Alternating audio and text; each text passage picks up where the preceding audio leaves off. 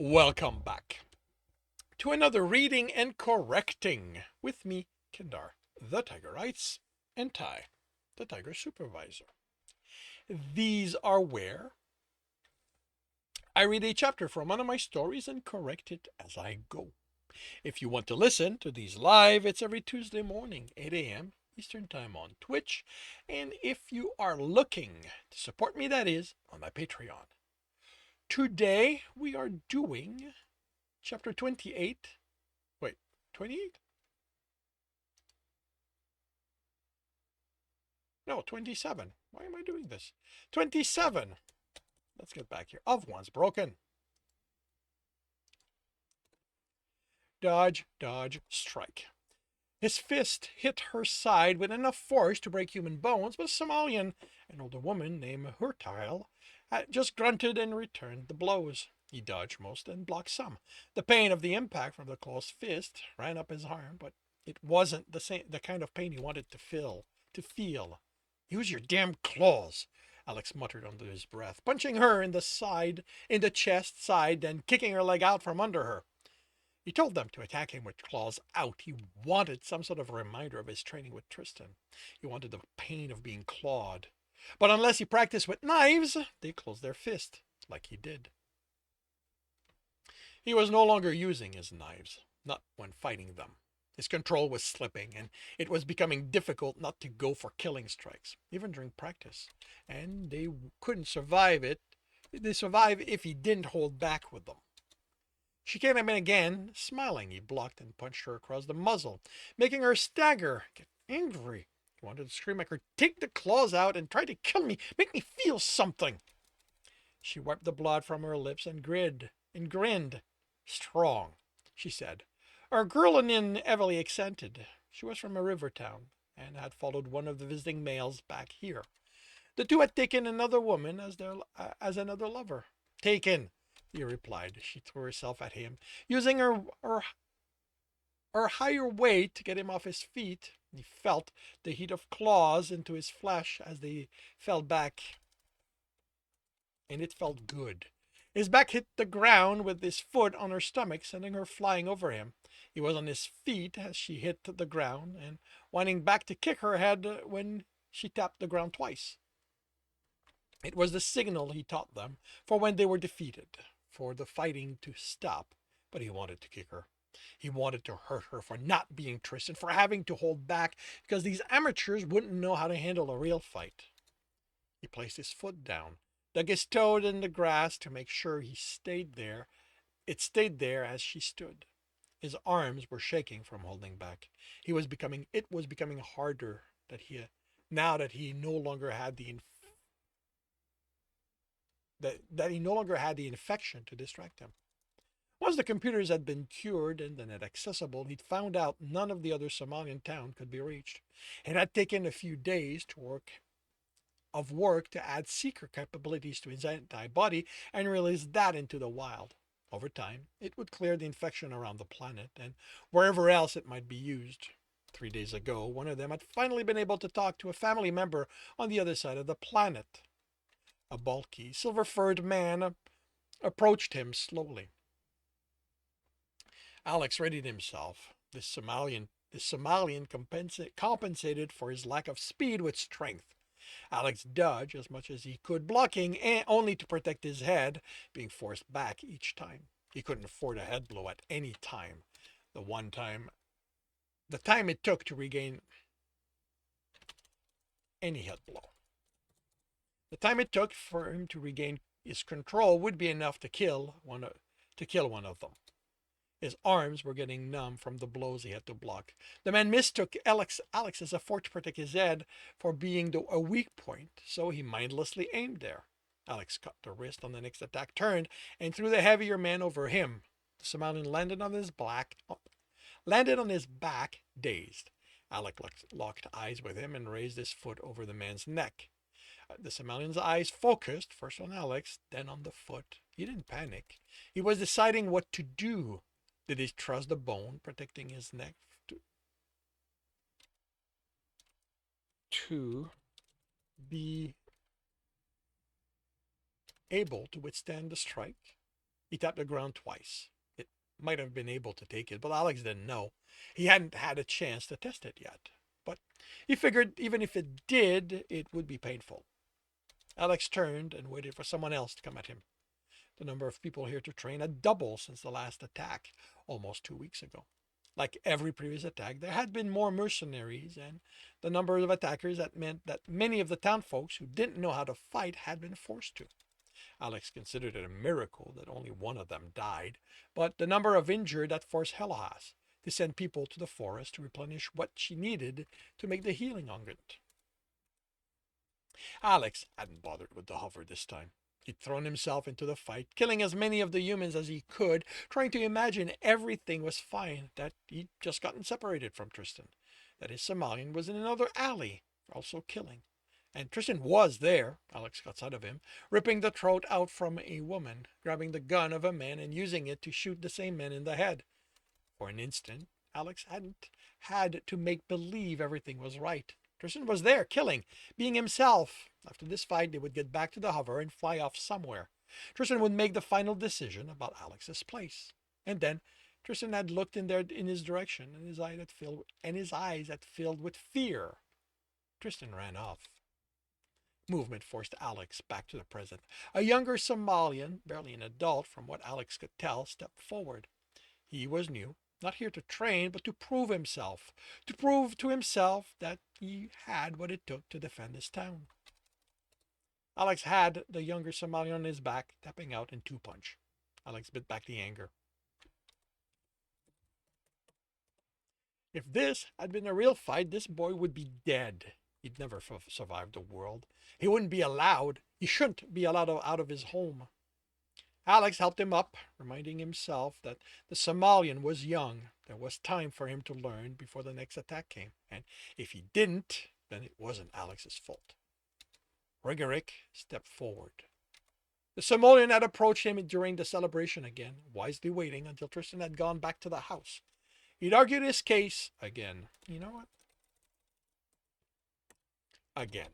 He'd screamed at Alex for being stubborn, for not seeing that he was the better choice. Alex had left before planting a knife in his chest.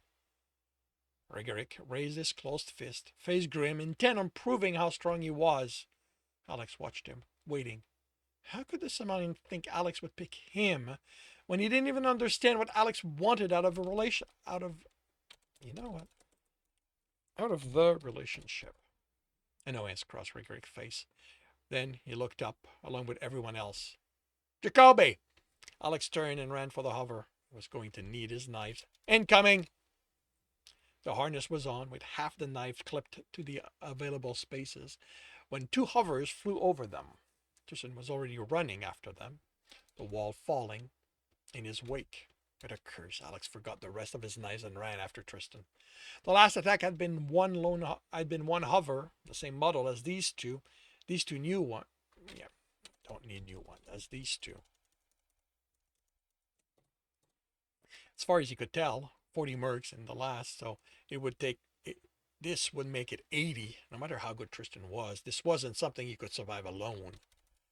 The hovers flew over the town and to land out of view on the other side. They had to have seen the mass of people assembled near the house and decided the time it took them to reach the town would give them the advantage. They were right. Most of the warriors had been there, watching Alex fight, which only left sentries to deal with the mercs. They were going to lose more people this time. They were going to lose more people this time. There was no avoiding it. Blaster fire was visible before he reached the town. The townsfolk had instruction to stay inside while the fighting occurred, but the last battle had shown it wasn't always useful. The mercs had no issue with kicking in doors and attacking the occupants, which was why the number of trainees had grown. Whatever rules Somalian fought by, they realized mercs didn't respect them. He could see Tristan. The Somalian was faster than he was and had disappeared into the town's alley already. But Alex heard his Somalian roar. A knife in each hand, mono and vibro, he entered the town and immediately came across mercs.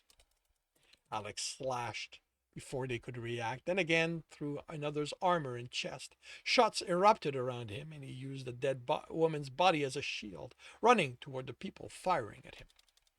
They were dead before they knew it. Alex slipping knives to his body, grabbing belts off the bodies when he ran out of space for them and slinging them over his shoulder.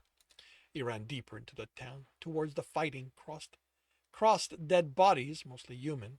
The bulk of the fighting came from the town center, he thought, and was going to join in when he caught movement heading away from that. A group of mercs? Why were they heading away from the fighting? What did they have a specific target? Alex went after them. The woman at the back was dead before she could sound the alarm, her throat sliced open. The next one managed to croak